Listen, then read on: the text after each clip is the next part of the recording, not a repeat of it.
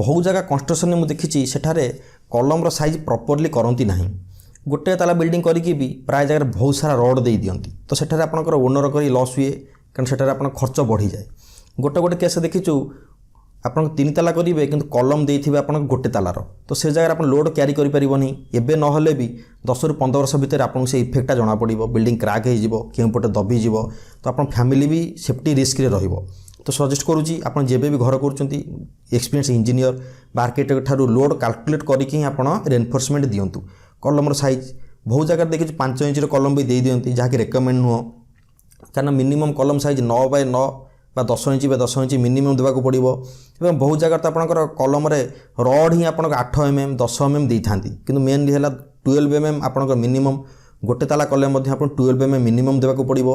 आम तो maximum suggest करूँ 16 mm यूज करूँ कारण आपड़ जब लोड कैलकुलेट न करेंगे कंट्राक्टर जहाँ भी कहे आप लगेदेवे कारण से आपको कहे बहुत जगह सेमती कम हो बहुत जगह हेल्ले भी जहाँ भूल सदाबले भूल थाए आप प्रॉपर काम करूँ। जदि आप हाउस डिजाइन कंस्ट्रक्शन और इंटीरियर करने चाहते आमको जोगाजोग करेंगे। आम पाखे स्किल टीम और एक्सपीरियंस इंजीनियर अच्छा जहाँद्वारा कि आप best service affordable price Piper.